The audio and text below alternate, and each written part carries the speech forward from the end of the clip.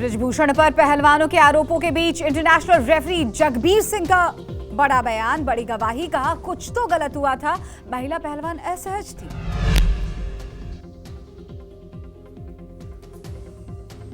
ऐसे मौके आए जब ब्रिजभूषण से कुछ पहलवान दूरी बनाते नजर आए। सूत्रों के हवाले से खबर आ रही है कि पहलवानों के समर्थन में 4 गवाह आ गए।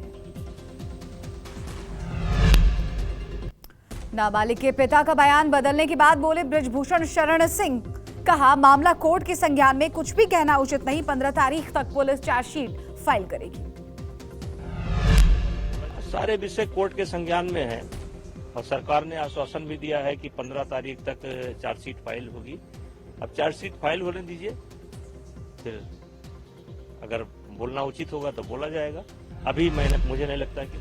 खेल मंत्री अनुराग ठाकुर से मुलाकात के बाद ब्रिजभूषण शरण सिंह के खिलाफ पहलवानों ने अपने विरोध प्रदर्शन को 15 जून तक स्थगित कर दिया है। बीजेपी के मंच पर दिग्गजों के साथ नजर आएंगे एमपी ब्रिजभूषण शरण सिंह। कैसरगंज रैली में 11 जून को दिखाएंगे राजनीतिक ताकत। वो रैली पार्टी की है। हाँ जी वही ठीक, और देश के हर संसदीय क्षेत्र में उस रैली का होना है जी। उसकी तारीख भी जी प्रदेश के द्वारा दी गई है और वो रैली 11 जून को मेरे लोकसभा के अंतर्गत रखी गई है। उस रैली का इससे कोई संबंध नहीं।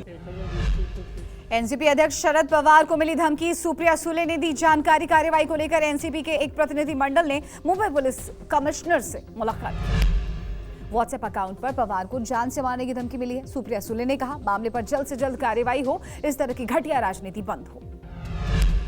आदरणीय पवार साहब के नाम से आज मेरे व्हाट्सएप पे ये मैसेज आया है।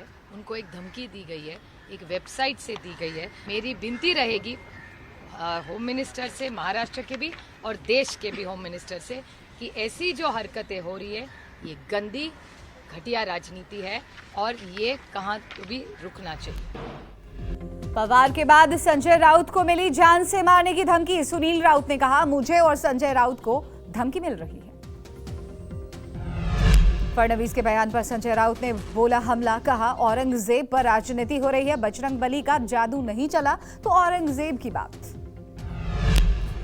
इस औरंगजेब को हमने 400 साल पहले महाराष्ट्र में दफनाया है। उसे अपने राजनीतिक स्वार्थ के लिए जिंदा किया जाता है बार बार, इसलिए कि कर्नाटक में बजरंग बली की जादू नहीं चली तो आप औरंगजेब को लेकर यहाँ राजनीति करते हो। ये नहीं, फोटो नहीं रखना।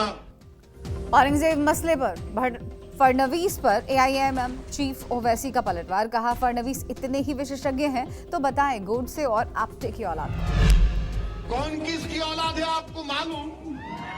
मेरे को नहीं मालूम था, इतने एक्सपर्ट है आप। तो फिर ये गोडसे की औलाद कौन है बोलो हमको, ये आप्टे की औलाद कौन है हमको बोलो। औरंगजेब की औलादों को लेकर फडणवीस ने दिया था बयान। कहा था कि महाराष्ट्र के कुछ जिलों में औरंगजेब की औलादें पैदा हुई हैं जो औरंगजेब की फोटो दिखाते हैं और स्टेटस लगाते हैं। अचानक औरंगजेबाच्या एवढ्या औलादी या महाराष्ट्रामध्ये कुठनं पैदा झाल्या याचा शोध आपल्याला लावावा लागेल। याच्या पाठीमागे कोण आहे हे देखील लावावं लागेल।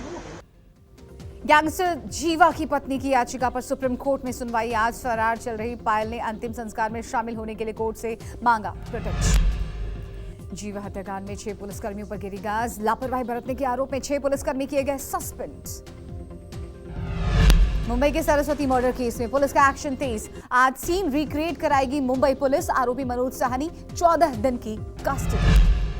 महिला की हत्या का मामला पुलिस अभी भी नहीं सुलझा पाई है। मेरा इलाके में बीते दिन एक महिला की लिव इन पार्टनर बेरहमी से हत्या कर दी थी। पश्चिम बंगाल में पंचायत चुनाव की तारीखों का ऐलान। 8 जुलाई को होगा मतदान, 11 जुलाई को आएंगे चुनाव के नतीजे। आज से नामांकन दाखिल करने की प्रक्रिया शुरू। 15 जून तक नामांकन दाखिल कर सकते हैं उम्मीदवार। 20 जून है नामांकन वापस लेने की आखिरी तारीख। पंचायत चुनाव के ऐलान के बाद भड़के बीजेपी के शुभेंदु अधिकारी। कहा बिना सर्वदलीय बैठक बुलाए लिया गया फैसला। प्रधानमंत्री नरेंद्र मोदी ने सऊदी अरब के क्राउन प्रिंस और पीएम मोहम्मद बिन सलमान से फोन पर बात की। दोनों नेताओं के बीच वैश्विक और द्विपक्षीय मुद्दों पर बातचीत हुई। पीएम मोदी ने ट्वीट कर दी जानकारी। पीएम मोदी ने ट्वीट कर कहा पुराने हैं भारत और सऊदी अरब के संबंध। 2019 में 2 दिवसीय दौरे पर आए थे मोहम्मद बिन सलमान। प्रिंस सलमान ने कहा, हम ये सुनिश्चित करना चाहते हैं कि दोनों देशों की खातिर ये संबंध बना रहें और इसमें सुधार हो। दिल्ली बीजेपी के नए दफ्तर का शिलान्यास। जेपी नड्डा ने कार्यालय का किया भूमि पूजन और शिलान्यास। इस दौरान दिल्ली के सभी सांसद मौजूद रहे। 37 साल बदला जाएगा दिल्ली बीजेपी का दफ्तर। बीजेपी 2025 दिल्ली विधानसभा चुनावों का बिगुल नए दफ्तर से ही फूंकेगी। जेपी नड्डा ने केजरीवाल पर साधा निशाना। जेपी नड्डा ने कहा, केजरीवाल ने दिल्ली को ब्लैक स्पॉट बनाया, स्कूल के सामने शराब की दुकानें खोल दी। इसलिए दुनिया के नक्शे में जहां भारत बहुत ब्लैक स्पॉट बना है, दुख के साथ कहना पड़ता है कि दिल्ली केजरीवाल के नेतृत्व में ब्लैक स्पॉट बन गया है। 11-12 जून को बीजेपी सीएम और डिप्टी सीएम की मीटिंग में विधानसभा चुनावों को और अगले साल होने वाले लोकसभा चुनावों पर चर्चा होगी। मीटिंग में संगठन और सरकार के बीच समन्वय में आ रही दिक्कतों की भी चर्चा होगी। बैठक में चुनावी राज्यों की अलग से बैठक होगी। मीटिंग में गृह मंत्री अमित शाह और बीजेपी अध्यक्ष जेपी नड्डा शामिल होंगे। पार्टी के महासचिव बीएल संतोष और राज्य संगठनों के सचिव भी बैठक में मौजूद रहेंगे। मध्य प्रदेश के सीएम शिवराज सिंह चौहान मुख्यमंत्री लाडली बहना योजना के राज्य स्तरीय फंड ट्रांसफर कार्यक्रम में हिस्सा लिया उन्होंने और वीडियो कॉन्फ्रेंसिंग के जरिए भोपाल में बैठक की। केंद्रीय स्वास्थ्य मंत्री मनसुख मांडविया का बड़ा बयान सामने आया है। कहा, मोदी सरकार ने 60 करोड़ लोगों को मुफ्त इलाज देकर नया पैमाना गढ़ा है। 12 करोड़ परिवारों को दिया जा रहा है मुफ्त में इलाज। ओडिशा ट्रेन हादसे के बाद अब तक 661 पीड़ितों को दिया गया मुआवजा। 22 करोड़ रुपए वितरित किए गए हैं। सीबीआई और सीआरएस की दोनों टीमें जांच में जुटी। दक्षिण पूर्वी रेलवे के सीपीआरओ आदित्य कुमार चौधरी ने कहा, अब चारों लाइन फिट हैं और ट्रेनें सुचारू रूप से चल रही हैं। आंध्र प्रदेश के मुख्यमंत्री जगन मोहन रेड्डी ने शिक्षा विभाग की समीक्षा बैठक के अधिकारियों को दिए कई दिशा निर्देश। महिलाओं के लिए पहली हज उड़ान मल्लपुरम के करीपुर से शुरू हुई है। केंद्रीय राज्य मंत्री जॉन बारला ने विशेष उड़ान को हरी झंडी दिखाकर रवाना किया। हरिद्वार ऋषिकेश के मंदिरों में ड्रेस कोड लागू। अमर्यादित कपड़ों में नहीं मिलेगी एंट्री। मंदिरों के बाहर पोस्टर्स लगाए गए। गुवाहाटी में भारी बारिश, तेज बरसात की वजह से जगह जगह पानी भरने से लोगों को हो रही परेशानी। अरब सागर में उठे बिपरजॉय तूफान की वजह से मॉनसून एक हफ्ते की देरी से केरल पहुंचा। उत्तर भारत में एक हफ्ते बाद पहुंचने का अनुमान। कल जून तक मॉनसून महाराष्ट्र पहुंच जाएगा।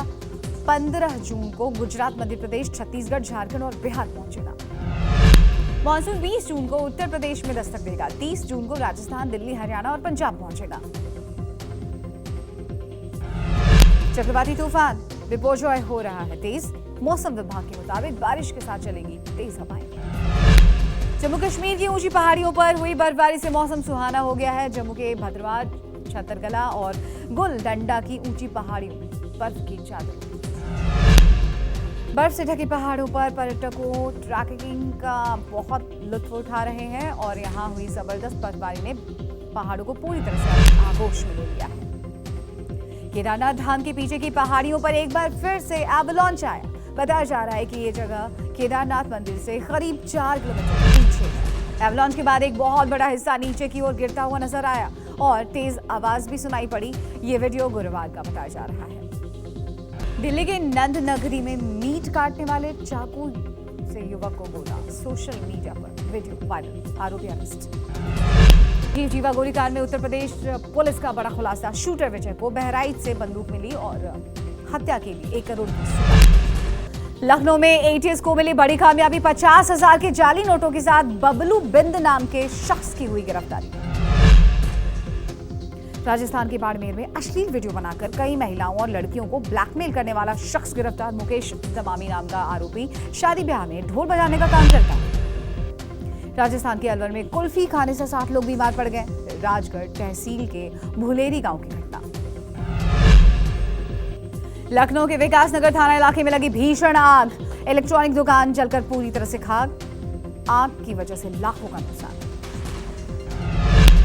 चैंपियनशिप फाइनल मुकाबले के दूसरे दिन टीम इंडिया की बिखरी बल्लेबाजी।